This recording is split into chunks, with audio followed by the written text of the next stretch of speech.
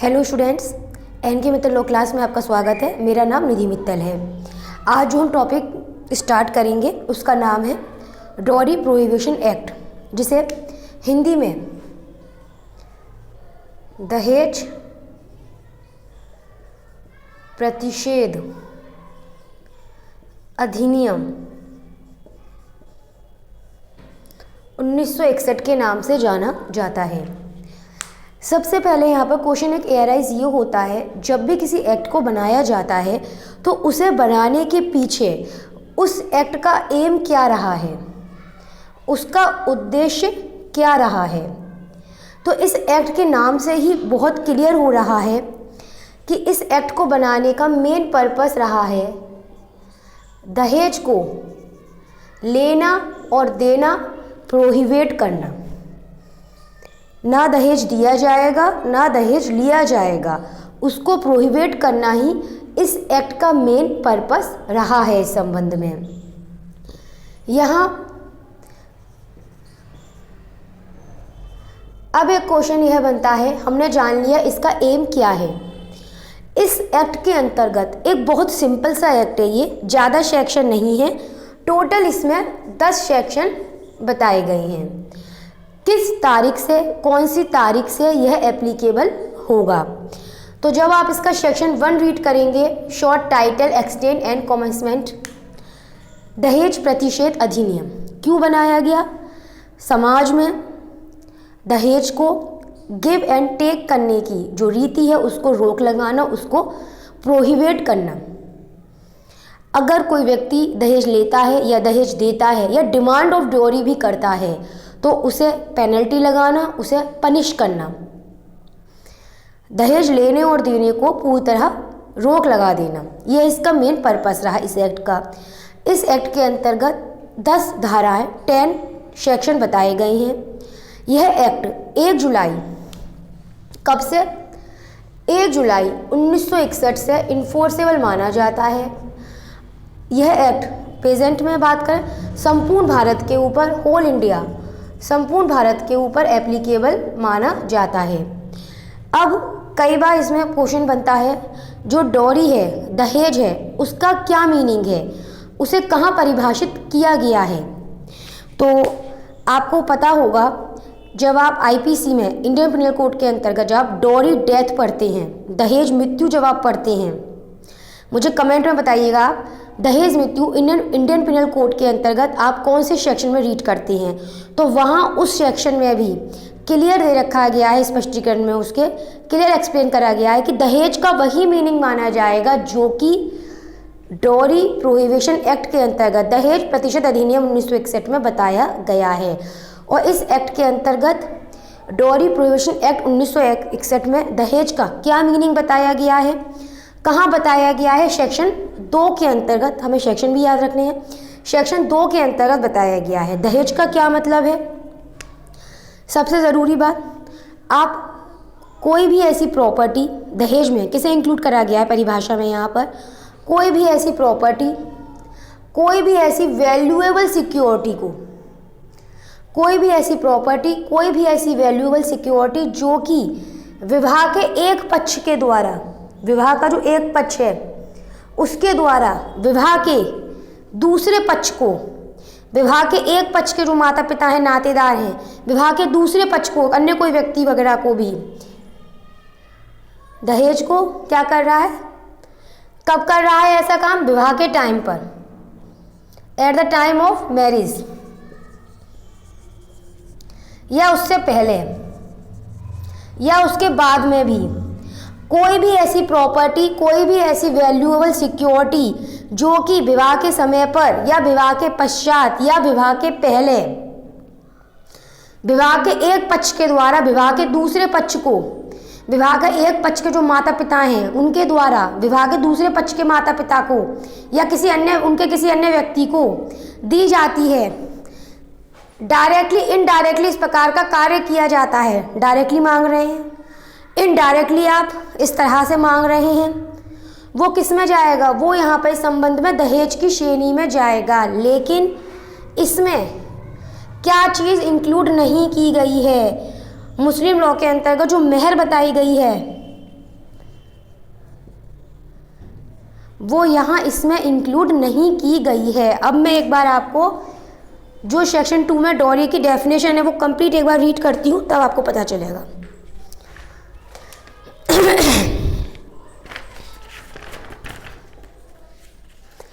अब मैं एक बार डॉरी की डेफिनेशन जो बेयर एक्ट में दे रखी है वो रीड करती हूँ, सुनिएगा आप।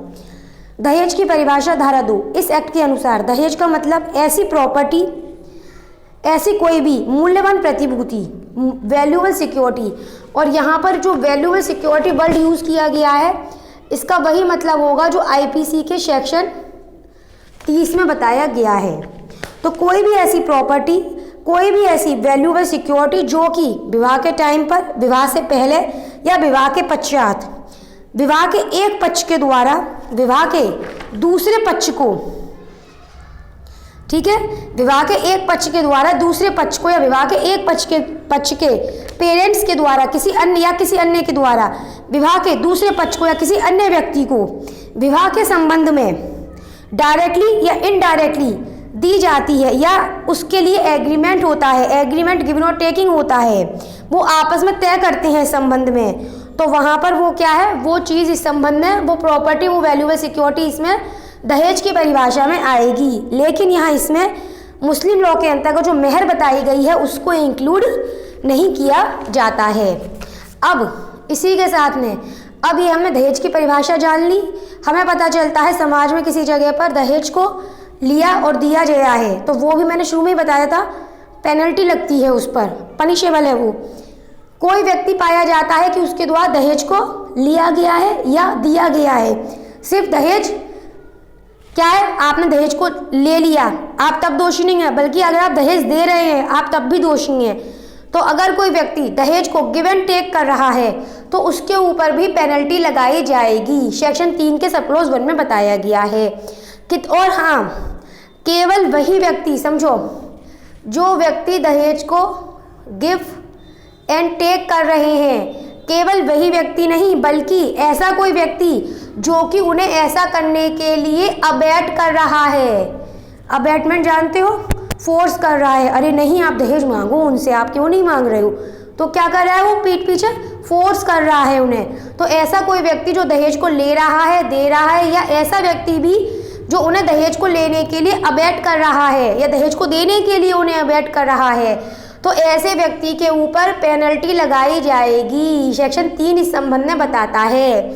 कितनी पेनल्टी होगी, कम से कम 5 साल का कारावास होगा, कम से कम 5 साल का कारावास है, प्लस इनको ध्यान दीजिएगा, इम्प्रिजनमेंट है, प्लस है, या फिर OR है। ये 2 चीज़ आपको ध्यान रखनी होती है कि वो किस विषय में बात कर रहा है। इसमें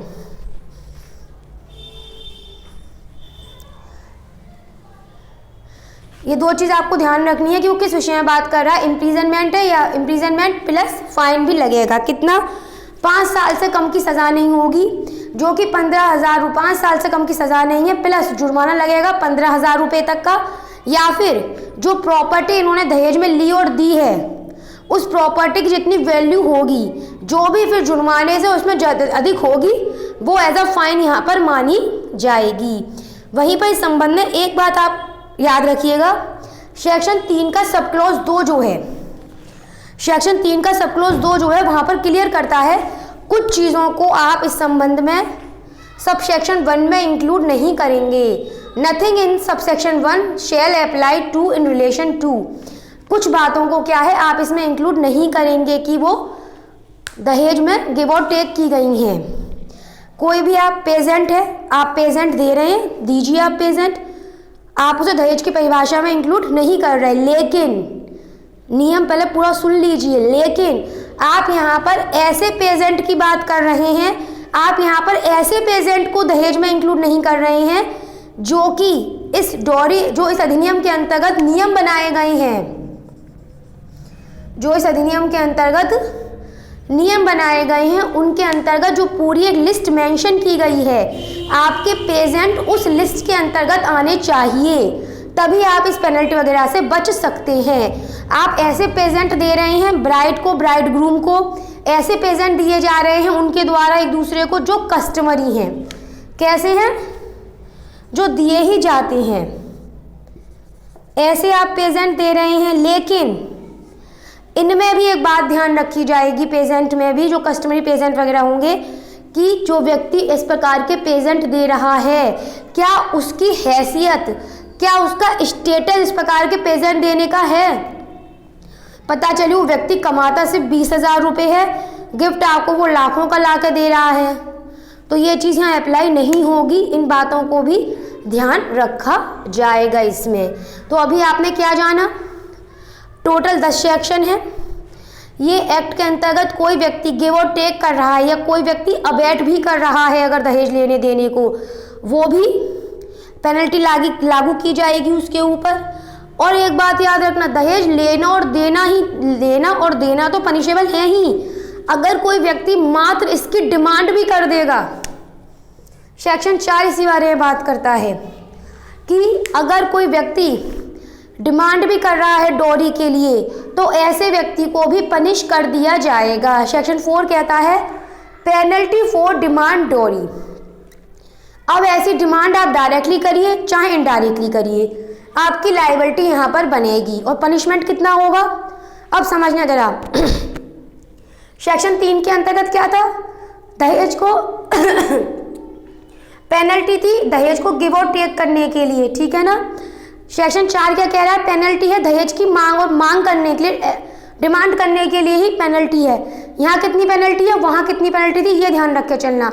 अगर आप सिर्फ डिमांड कर रहे हैं सेक्शन 4 के अंतर्गत, तो कम से कम 6 महीने का कारावास होगा, जो कि 2 साल तक भी जा सकता होगा, प्लस जुर्माना होगा जो कि 10,000 रुपये तक का हो सकता है। अब उसके बाद में एक क्वेश्चन उठता है, क्या इस संबंध में एग्रीमेंट भी हो सकता है। एग्रीमेंट मतलब करार। एग्रीमेंट कहाँ है, सेक्शन 5 ये रहा। क्या इस संबंध में, क्या इस बारे में एग्रीमेंट हो सकता है, क्या पार्टीज आपस में एग्रीमेंट कर सकती हैं कि हाँ हम एग्रीमेंट कर रहे हैं, हम आपको दहेज लेंगे, सामने वाली पार्टी कह रही है ठीक है हम दहेज रिसीव करेंगे, ऐसा एग्रीमेंट हो सकता है। तो अगर ऐसा होता है तो उस एग्रीमेंट की वैल्यू क्या होगी, वो एग्रीमेंट अपने आप में वॉइड एब इनिशियो होगा, जीरो होगा, उसकी कोई वैल्यू नहीं होगी, वॉइड है, शून्य होगा वो अपने आप में। एक सेक्शन ये है, section 4A ban on advertisement. अगर कोई व्यक्ति इस प्रकार का एडवर्टाइजमेंट भी प्रस्तुत करता है कि वो अपनी मैरिज में इतना सब कुछ, मतलब इस तरह का एडवर्टाइजमेंट बनाना कि उनको इस तरह का इतना सारा सामान वगैरह मिला, या जो उनसे विवाह करेगा तो उनको इस तरह का सामान वगैरह या इस तरह की प्रॉपर्टी वगैरह उनको दी जाएगी, तो एक एडवर्टाइज कर रहे हैं आप अगर इस तरह से आप, जो कि डोरी को बढ़ावा दे रहा है, तो इस प्रकार के एडवर्टाइजमेंट पर बैन है। क्या है, पाबंदी है, मनाही है। और ऐसा करने वाले को कितना है, पनिशमेंट है, पेनल्टी है, कितनी, 6 महीने तक का कारावास होगा, जो कि 5 साल तक जा सकता होगा, या फिर 15,000 रुपये तक का जुर्माना लगाया जाएगा। इसमें सेक्शन जो पूछे जाते हैं स्पेशली, बैन ऑन एडवर्टाइजमेंट कौन से सेक्शन में है, सेक्शन 4A में बताया गया है। या फिर पेनल्टी गिव और टेक, डिमांड करना कहाँ परिभाषित है, ठीक है। चलिए अब इसके आगे की बात करते हैं। हम बात कर रहे हैं दहेज प्रतिशत अधिनियम 1961 के अंतर्गत, जहाँ पर हमने अपना जो लास्ट सेक्शन कंप्लीट करा था अभी, क्या था वो, अगर ये पता चलता है कि आप मात्र एग्रीमेंट भी कर रहे हैं दहेज को लेने और देने का, तो वो एग्रीमेंट भी आपका क्या माना जाता है, वॉइड एब इनिशियो माना जाता है। अब उसके बाद हम बात करते हैं धारा 6 के अंतर्गत, जो क्या बताती है, दहेज का पत्नी या उसके वारिसों के फ़ायदे के लिए होना। मैंने OR शब्द बिल्कुल इसलिए क्लियर लिखा है, दहेज का पत्नी या उसके वारिसों के फ़ायदे के लिए होना। जो दहेज लिया जा रहा है वो किसके पर्पस के लिए दिया जा रहा है, जो पत्नी है, जो वधू है, उसके बेनिफिट के लिए, ठीक है। दहेज को लेना और देना साफ मना है। धारा 6 क्या बताती है, ध्यान से समझिएगा इसे पूरा। ये जो ब्लैक बोर्ड पर आपको इतना बड़ा ये चार्ट दिख रहा है ना, ये ओनली टू ओनली इस समय पर सेक्शन 6 को ही कवर कर रहा है केवल। दहेज का पत्नी या उसके वारिसों के फ़ायदे के लिए होना। सवाल ये उठता है, जब दहेज दिया गया है उस महिला के फायदे के लिए दिया गया है, लेकिन उस दहेज को प्राप्त करा गया है किसी अन्य व्यक्ति के द्वारा। उस महिला ने प्राप्त नहीं करा है, किसी अन्य व्यक्ति के द्वारा प्राप्त करा गया है। तो अब इस अन्य व्यक्ति के ऊपर ये ड्यूटी आ जाती है, क्या इसकी लायबिलिटी आ जाती है इस व्यक्ति के ऊपर? क्या ड्यूटी होती है कि आपने जो दहेज प्राप्त करा है, जो प्रॉपर्टी उस महिला को मिलनी चाहिए थी, जिसके फायदे के लिए दी गई है, आपने रिसीव कर ली है उसकी जगह पर। आपकी ड्यूटी है कि आप वह उस महिला को ट्रांसफ़र कर दें, उस महिला को आप वापस कर दें। ऐसा कब हुआ है, कितना टाइम पीरियड है इसके लिए इस व्यक्ति के पास में, इसी के बारे में सेक्शन 6 में बताया गया है। अगर इस प्रकार का दहेज, अगर इस प्रकार की जो प्रॉपर्टी वगैरह है वो बिफोर मैरिज, विवाह से पहले ही प्राप्त कर ली गई है, तो फिर इस व्यक्ति की ड्यूटी बनेगी उस अदर पर्सन की कि उस प्रॉपर्टी को, उस दहेज को जो विवाह से पहले प्राप्त कर लिया गया है, उसे, उसकी जो हकदार महिला है, उसे विवाह होने के 3 महीने के भीतर, विवाह होने के पश्चात 3 महीने के भीतर उस महिला को वापस कर दे। अगर ये पता चलती है कि वो प्रॉपर्टी विवाह के समय पर या विवाह के पश्चात प्राप्त की गई थी, तो फिर जिस समय आपने रिसीव करी है, विवाह के पश्चात, विवाह के बाद में, विवाह के पश्चात या विवाह के समय पर जिस वक्त आपने रिसीव करी है, तब रिसीविंग से 3 महीने के भीतर आप उस महिला को वापस कर दें। जिस वक्त आपने रिसीव करी थी वो महिला क्या थी? माइनर थी। तब क्या होगा? जिस वक्त वो महिला अब मेजर हो जाएंगी, 18 साल की हो जाएंगी, तब से 3 महीने के भीतर आप उस महिला को वह उनकी प्रॉपर्टी वापस कर दें। ये क्या है? ये वो टाइम पीरियड हैं जो बताए गए हैं, जब तक वो अन्य व्यक्ति उस प्रॉपर्टी को रखे रहेगा। कैसे रखे रहेगा? जैसे कि जब ट्रस्ट बनता है वैसे ही उसी रूप में वो उस प्रॉपर्टी को धारण करके रखेगा, संभाल के रखेगा इनडायरेक्टली। ठीक है, क्या कह रहा है सेक्शन 6 समझ लो। दहेज का पत्नी या उसके वारिसों के फायदे के लिए होना। उस महिला को जाना था जिसके फायदे के लिए दिया गया था, जिसके लिए बनाया गया था। रिसीव किसने करा? किसी अन्य व्यक्ति ने रिसीव कर लिया है। उस अन्य व्यक्ति की ड्यूटी बताई गई है। क्या ड्यूटी होगी उसकी? कि जो टाइम पीरियड यहाँ बताया गया है, उस टाइम पीरियड के भीतर उस महिला को उसकी वो प्रॉपर्टी जिसकी वो हकदार है वो उसे वापस कर दी जाए। इस संबंध में एक क्वेश्चन यह उठता है कि क्या क्वेश्चन उठता है इस संबंध में? एक क्वेश्चन यहाँ इस संबंध में यह उठता है कि अगर वो महिला मर जाती हैं, उनको रिसीव नहीं हो पाया जो टाइम पीरियड बताया गया था, फिर तो जनरल स्पीकिंग उनके वारिसों को जाएगी। अब इसमें भी एक क्वेश्चन अराइज होता है इसमें भी, अगर ये व्यक्ति जो अदर पर्सन है जिसके ऊपर ड्यूटी इम्पोर्स की गई थी, वो व्यक्ति उस बताए गए टाइम पीरियड में क्या कर रहा है? वो जो प्रॉपर्टी, जो दहेज है, जो उसकी हकदार महिला थी, जिनको मिलना चाहिए था, जिनके बेनिफिट के लिए उसे बनाया गया था, उनको रिसीव नहीं करवाता है, फेल हो जाता है ऐसा करने में। तब यहाँ इस संबंध में उस व्यक्ति के ऊपर कितना पनिशमेंट एप्लीकेबल किया जाएगा? पनिशमेंट भी है इसमें। 6 महीने से कम की इम्प्रिजनमेंट नहीं होगी जो कि 2 साल तक जा सकती है। 5,000 से कम का जुर्माना नहीं है जो कि 10,000 तक जा सकता है, या फिर कोर्ट को सही लगता है तो इन दोनों से भी, फाइन प्लस इम्प्रिजनमेंट से भी उसको पनिश किया जा सकता है। मैं क्या कह रही थी कि अगर उस महिला की जो हकदार है इसमें उस दहेज को प्राप्त करने के लिए, जिनके बेनिफिट के लिए इसे बनाया गया है, अगर उनकी मृत्यु हो जाती है, अगर उनकी मृत्यु विवाह के 7 वर्ष के भीतर हो जाती है, तो यहाँ पर अब वो जो उनकी प्रॉपर्टी थी, अब वो जो दहेज था, अब वो किसको मिलेगा? क्या वो जो अदर पर्सन होगा वो रख कर बैठ जाएगा? नहीं, ऐसा नहीं है, ऐसा नहीं है। फिर वो जो दहेज है जो कि पत्नी या उसके वारिसों को, सेक्शन 6 क्लियर कर रहा है, वो उनके वारिसों को जाएगा। वारिस कौन होंगे उनके? अगर उनके बच्चे हो चुके हैं इस पीरियड में तो उनके बच्चे, वरना उनके जो माता पिता होंगे वो उनके वारिस से संबंध में माने जाएंगे। और तब तक के लिए यहाँ पर भी वही बात आती है, तब तक के लिए ये अन्य व्यक्ति उस दहेज को, उस प्रॉपर्टी को ठीक वैसे ही संभाल के रखेगा।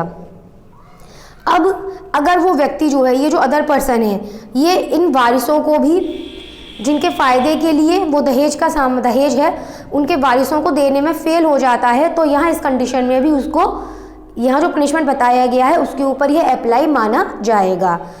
अब सेक्शन 6 का सब क्लोज 3A जो है वो कोर्ट के द्वारा अतिरिक्त आदेश के बारे में बताता है। कोर्ट को यहाँ पर पावर दी गई है, कोर्ट को अगर सही लगता है तो वह अगर चाहे तो उनके द्वारा इस संबंध में एक अतिरिक्त आदेश भी यहाँ इस संबंध में दिया जा सकता है। कोर्ट यहाँ पर कह सकता है अतिरिक्त आदेश में क्या कह सकता है कोर्ट यहाँ पर, पहले ये देखा जाएगा कि जो अदर पर्सन है उसको जो टाइम पीरियड बताया गया था कोर्ट के माध्यम से, जो टाइम पीरियड बताया गया था उसे कि आपको इस दहेज को उस पत्नी को जिसके लिए बनाया गया है उस महिला को, या अगर वो नहीं रहेंगे तो उनके वारिसों को इस टाइम पीरियड तक आप वो दहेज का सामान दहेज प्रोवाइड करवा दीजिए। अगर वो ऐसा नहीं करता है, फेल रहता है, कोर्ट के आदेश को नहीं मानता है, तो इसमें कोर्ट अगर चाहे तो ये पेनल्टी तो लगेगी ही लगेगी। इसके अलावा अतिरिक्त आदेश कोर्ट यहाँ पे दे सकता है कि जो प्रॉपर्टी आपको वापस करनी थी, जो दहेज आपको वापस करना था, जो प्रॉपर्टी आपको वापस करनी थी, उसकी जो वैल्यू है ना उसके बराबर का अब आप फाइन भरेंगे। तो कोर्ट क्या कर सकता है, अपने पास से अतिरिक्त आदेश में इस पर एज अ फाइन के रूप में कोर्ट यह भी आदेशित कर सकते हैं कि जो प्रॉपर्टी आपको वापस करनी थी, दहेज जो वापस करना था, उसकी जितनी वैल्यू है ना अब उसके मूल्य के बराबर की रकम आप उसे एज अ फाइन उस महिला को, अगर वो जीवित है वरना उनके वारिसों को आप देंगे, और जितनी जल्दी हो सकेगा उतनी जल्दी ही प्रोवाइड करवाया जाएगा इसमें। वहीं पर इस संबंध में इसका सब क्लोज 4 क्या कहता है, सेक्शन 3 याद है क्या था सेक्शन 3, बताइए कमेंट बॉक्स में बताइए जल्दी से मुझे क्या था सेक्शन 3। आप गिव और टेक कर रहे हैं अगर डॉरी को पेनल्टी लगेगी, सेक्शन 3। सेक्शन 4 क्या था, अगर आप डिमांड भी कर रहे हैं डॉरी की तो पेनल्टी लगेगी। तो इस धारा की कोई बात भी सेक्शन 3 और 4 को प्रभावित नहीं करेगी, आपके ऊपर पेनल्टी तो वो लगेगी ही लगेगी अलग से, आप बच नहीं सकते उस पेनल्टी से। सेक्शन 3 और 4 में जो पेनल्टी बताई गई है आप उस पेनल्टी से नहीं बच सकते, लेकिन आपके ऊपर एक ड्यूटी भी एक तरह से इम्पोज की गई है कि अगर आपने कोई भी दहेज प्राप्त कर लिया है तो दहेज किसके लिए है, ये भी ध्यान रख लो, उस महिला के लिए है, उस पत्नी और उसके वारिसों के फायदे के लिए है, और आपको उन्हें लौटाना है ये। पर 3 और 4 भी आपके ऊपर लगेगी, वो यह धारा 3 और 4 को इफेक्ट नहीं करती है। चलिए अब बात करते हैं सेक्शन 7 के बारे में। हम बात कर रहे थे दहेज प्रतिशत अधिनियम डॉरी प्रोहिबिशन एक्ट 1961 के बारे में, जहाँ पर हमने सेक्शन 6 तक कंप्लीट कर लिया था। अब हम बात करने जा रहे हैं सेक्शन 7 के बारे में। भाई हमने अब तक ये रीड कर लिया कि डॉरी किसे कहते हैं, धारा 2 के अंतर्गत इसे परिभाषित करा गया है। धारा 3 में ये बताया गया है कि कितनी पेनल्टी लगती है अगर कोई व्यक्ति जिसके बारे में ये पाया जाता है कि उसके द्वारा दहेज को गिव एंड टेक करा गया है, अबैट भी करा गया है। धारा 4 ये बात करती है कि अगर कोई व्यक्ति डॉरी की डिमांड भी करता है तो कितना पनिशमेंट है उसके ऊपर। धारा 5 ये कहती है, और धारा 4A भी है इसमें, जो कि इस प्रकार के विज्ञापन पर पाबंदी लगाती है। धारा 5 ये कहती है कोई एग्रीमेंट अगर आप कर रहे हैं गिव एंड टेक करने का डॉरी को तो वो वॉइड एब इश्यू है। धारा 6 ये कहती है कि दहेज का पत्नी और उसके वारिसों के फायदे के लिए होना। धारा 7 ये बताती है कि आपने जो इस अधिनियम के अंतर्गत अपराध पढ़े हैं उनका संज्ञान, उनके कॉग्निजेंस कौन से मजिस्ट्रेट साहब के द्वारा, कौन से न्यायालय के द्वारा ली जाती है। कॉग्निजेंस ऑफ ऑफेंस, तो जो मेट्रोपोलिटन मजिस्ट्रेट हैं, महानगर मजिस्ट्रेट, जो फर्स्ट क्लास जुडिशियल मजिस्ट्रेट साहब हैं, उनके द्वारा इस प्रकार के मामले का संज्ञान लिया जाता है। जब आप सेक्शन 7 के सब क्लॉज 1 के A को रीड करेंगे तो उसमें क्लियर दे रखा गया है कि इस प्रकार जो दहेज अधिनियम है उसके अंतर्गत जो अपराध बताए गए हैं उनका संज्ञान कौन लेगा, तो कोई भी ऐसा न्यायालय, महानगर मजिस्ट्रेट या जुडिशियल मजिस्ट्रेट फर्स्ट क्लास के न्यायालय, इनसे जो अवर न्यायालय होंगे, जो इन्फीरियर न्यायालय होंगे वो नहीं लेंगे। इसका मतलब इनके द्वारा इस प्रकार के मामले को विचारण करा जाएगा। अब एक क्वेश्चन ये अराइज होता है कि इनके पास में ये जो मामला है वो किस प्रकार इनकी जानकारी में आएगा। या तो इन्हें सुमोटो इस प्रकार के अपराध की जानकारी प्राप्त होती है, या पुलिस रिपोर्ट इनके पास आती है इस संबंध में जो कि इस प्रकार के मामलों पर आधारित है, या फिर जो एग्रीव्ड पर्सन है उसके द्वारा इस प्रकार की याचिका लाई गई है। इस प्रकार की याचिका एग्रीव्ड पर्सन के द्वारा, उसके माता पिता के द्वारा या उसके किसी अन्य नातेदार के द्वारा लाई गई है। यहाँ पर इसमें जो वेलफेयर ऑर्गेनाइजेशन होते हैं, ऐसे ऑर्गेनाइजेशन जिनको सेंट्रल सरकार या राज्य सरकार द्वारा अधिकृत करा गया है, मान्यता दी गई है, उनका भी यहाँ पर एक स्पेशल रोल है। अगर इस प्रकार की याचिका इस संबंध में ऐसे किसी वेलफेयर ऑर्गेनाइजेशन के माध्यम से आई है तो यहाँ पर जो इस संबंध में महानगर मजिस्ट्रेट हैं, जुडिशियल मजिस्ट्रेट फर्स्ट क्लास हैं, उनके पास यहाँ पर इस संबंध में अधिकारिता है कि वो इस प्रकार के मामले का विचार कर सकते हैं। और जो यहाँ पर इस अधिनियम के अंतर्गत जो ऐसे अपराध बताए गए हैं उन पर जो भी दंडादेश लग रहे हैं, जो उन पर पेनल्टी लग रही है, वो उनको इस प्रकार के दंडादेश वो यहाँ पर पारित कर सकते हैं। अब एक बात याद रखिएगा, सेक्शन 7 के सब क्लॉज 2 में बताई गई है कि इस अधिनियम के ऊपर यहाँ पर CRPC क्रिमिनल प्रोसीजर कोड 1973 के जो चैप्टर 36 है, जो कि जहाँ तक आप देखिएगा लिमिटेशन से रिलेट करता है, वहाँ पर वो इसके ऊपर एप्लीकेबल नहीं होगा। मतलब इस प्रकार की याचिका आप ला सकते हैं, कोई आपके ऊपर एक बाउंडेशन नहीं तय कर दी गई कि वो वाली बात यहाँ पर जो सेक्शन 36 के अंतर्गत बताई गई है, चैप्टर 36 में जो चैप्टर 36 में बताई गई है CRPC के, वो वाली बात यहाँ पर लागू नहीं होगी इस एक्ट के ऊपर। सब सेक्शन 3 जो है, सेक्शन 7 का सब क्लॉज 3 जो है वो ये बताता है कि इस यहाँ पर इस एक्ट के अंतर्गत ये बताया गया है इसमें कि जो भी स्टेटमेंट एग्रीव पर्सन द्वारा बनाया जा रहा है इसमें, वो स्टेटमेंट बनाए मात्र से भी जो एग्रीव पर्सन होगा, जो व्यथित पक्षकार होगा, वो किसी प्रकार के अभियोजन का भागी यहाँ पर नहीं माना जाएगा। इसमें जो दहेज प्रतिशत अधिनियम के अंतर्गत जो अपराध बताए गए हैं वो किस प्रकार के नेचर के होंगे, तो वो किस प्रकार के नेचर के होंगे इसके बारे में आपको देखने होगा सेक्शन 8 के अंतर्गत, जिसमें बताया गया है इस प्रकार के जो ऑफेंस होंगे वो कॉग्निजेबल होंगे, बेलेबल माने जा रहे हैं और नॉन कंपाउंडेबल माने जा रहे हैं। आप उनमें नॉन कंपाउंडेबल समझौता नहीं कर सकते हैं आप वहाँ पर। अब बर्डन ऑफ प्रूफ किसके ऊपर होगा, सेक्शन 8A को हमें यहाँ पे देखना पड़ेगा इस अधिनियम के अंतर्गत। तो अगर कोई व्यक्ति जिसके ऊपर क्या कहा गया है जिसके बारे में कि उसने सेक्शन 3 के अंतर्गत डॉरी को गिव एंड टेक करा है या अबैट किया है, जिसके लिए कहा गया है कि उसके द्वारा डिमांड फॉर डॉरी की गई है, तो इसमें बर्डन ऑफ प्रूफ भी ऐसे व्यक्ति के ऊपर ही होगा और उसको ही साबित करना पड़ेगा कि उसके द्वारा सेक्शन 3 और 4 के अंतर्गत बताया गया वो अपराध नहीं किया गया है। तो बर्डन ऑफ प्रूफ किसके ऊपर है, क्लियर है। अब हम बात करेंगे डॉरी प्रोहिबिशन ऑफिसर की, जिसके बारे में सेक्शन 8 हम बात करने जा रहे हैं। अब यहाँ पर सेक्शन 8B की हमने बात कर ली थी यहाँ पर अब तक सेक्शन 8A के अंतर्गत कि बर्डन ऑफ प्रूफ किसके ऊपर होगा। अब हम बात करेंगे इसमें दहेज प्रतिषेध अधिकारी की, डॉरी प्रोहिबिशन ऑफिसर की। डॉरी प्रोहिबिशन ऑफिसर के बारे में इस एक्ट के अंतर्गत कहाँ बताया गया है, सेक्शन 8B के अंतर्गत, धारा 8B में सेक्शन 8B के अंतर्गत डॉरी प्रोहिबिशन ऑफिसर के बारे में बताया गया है। डॉरी प्रोहिबिशन ऑफिसर की अपॉइंटमेंट किसके द्वारा किया जाएगा, राज्य सरकार के पास पावर है, उनके द्वारा डॉरी प्रोहिबिशन ऑफिसर का दहेज प्रतिशत अधिकारी का अपॉइंटमेंट किया जाएगा। कितनी संख्या में, जितनी आवश्यकता होगी उतनी संख्या में इनको अपॉइंट किया जाएगा। कहाँ अपॉइंट किया जाएगा, इनका जो भी क्षेत्र है, इनका जो एरिया है वो राज्य सरकार के द्वारा ही तय किया जाएगा और उस क्षेत्र के अंतर्गत जो क्षेत्र इनको प्रोवाइड करवाया जाएगा वहाँ पर ये अपनी शक्तियों का प्रयोग करेंगे।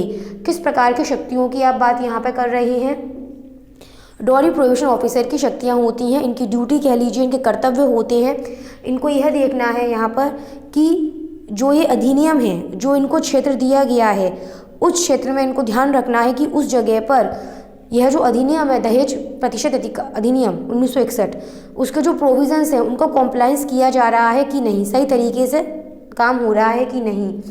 इनकी ड्यूटी बनती है कि अगर इन्हें पता चल रहा है किसी जगह पर दहेज गिव और टेक हो रहा है, डिमांड हो रही है या एडवर्टाइज हो रहा है, ठीक है ना, जो अपराध बताएगा उसको प्रिवेंट करना, वहाँ जाके उससे संबंधित एविडेंस कलेक्ट करना ताकि उन अभियुक्त के खिलाफ प्रोसिक्यूशन के वो काम में आ सकें।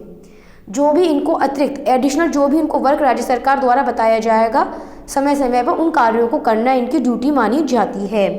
इनकी जो पावर है, दहेज प्रतिशत अधिकारी की जो पावर होगी वो पुलिस ऑफिसर की भांति होगी, लेकिन उनकी परिसीमाएं यहाँ पर, इनकी लिमिटेशन यहाँ पर इस संबंध में इस एक्ट के अंतर्गत राज्य सरकार द्वारा तय करी जाएंगी। इसमें यहाँ पर राज्य सरकार के द्वारा एक सलाहकार बोर्ड भी बनाया जाएगा। वो एडवाइजरी बोर्ड यहाँ पर इसलिए बनाया जाएगा, पहली बात तो ध्यान रखना कि जिस जगह पर यह दहेज प्रतिशत अधिकारी अपॉइंटेड है, जिस जगह पर ये डॉरी प्रोहिबिशन ऑफिसर अपॉइंटेड है, उस एरिया में जो कल्याणकारी काम करने वाले, सोशल वेलफेयर पर काम करने वाले जो लोग वहाँ पर हैं, उनमें से जो 5 से ज़्यादा नहीं होंगे, 5 से कम 5 तो होंगे, 5 से अनाधिक नहीं होंगे, वो लोग यहाँ पर इसमें सलाहकार बोर्ड के अंतर्गत आएंगे, जिसमें से 2 महिलाएं तो होंगी ही होंगी इसमें, ठीक है। वो एडवाइजरी बोर्ड एक बनाया जाएगा ताकि वो उस एरिया के उचित जानते हैं, उसके समाज के कल्याण के लिए कार्य कर रहे हैं वो लोग, तो वो इनकी यहाँ पर इस ड्राइंग प्रोविजन ऑफिसर की मदद ज़्यादा से ज़्यादा वो कर सकते हैं। तो एक एडवाइजरी बोर्ड यहाँ पर स्टेट गवर्नमेंट के द्वारा बनाया जाएगा। तो ये बताता है इस संबंध में सेक्शन 8B। ये पूछा जाता है सेक्शन 8 क्या कहता है, और सेक्शन कौन सा वो सेक्शन है इस अधिनियम का जिसमें दहेज प्रतिशत अधिकारी के बारे में बताया गया है। मैं काम करूँगी, अब ये क्लास आपकी हो जाएगी ड्राइंग प्रोविजन एक्ट की, आप कंप्लीट करिएगा अपनी क्लास। उसके बाद में मैं एक इस संबंध में एक MCQ की क्लास लेकर आऊँगी इसी के रिलेट में, यही ब्लैक बोर्ड पर मैं क्वेश्चन लिख लूँगी, ठीक है। आपने क्लास अटेंड कर रखी है अगर हमारी वीडियो क्लास ये वाली कंप्लीट इसकी, तो आप मुझे जो मैं MCQ पूछूंगी या 1 लाइन के क्वेश्चन पूछूंगी तो आप लोग जल्दी आंसर कर पाएंगे। मैंने पहले भी कहा था इसमें 10 सेक्शन है। धारा 9 के अंतर्गत नियम बनाने की शक्ति है जो केंद्र सरकार के पास है, जो आपने पढ़ा था, जो उसके रूल्स बनाए जाते हैं। जब मैंने शुरू में बताया था सेक्शन 3 का सब क्लॉज 2 कि कौन सा प्रेजेंट देना है, वो एक रूल लिस्ट है, तो वो रूल्स वगैरह बनाने का काम किसके पास आएगा, केंद्र सरकार के पास में आएगा। वहीं पर राज्य सरकार किस प्रकार के नियम बना सकती है, तो सेक्शन 8B में अभी हमने खुद जाना था यहाँ पर कि सेक्शन 8B का सब क्लॉज 2 के अंतर्गत जो भी अतिरिक्त कार्य हैं उनके संबंध में नियम बनाने का काम राज्य सरकार का है। यहाँ पर जो इसको पावर दी जाएगी पुलिस ऑफिसर की है, लेकिन एक परिसीमा होगी, इसके लिए एक लिमिटेशन होगा इसके ऊपर। वो नियम कौन बनाएगा, राज्य सरकार के द्वारा बनाए जाएंगे।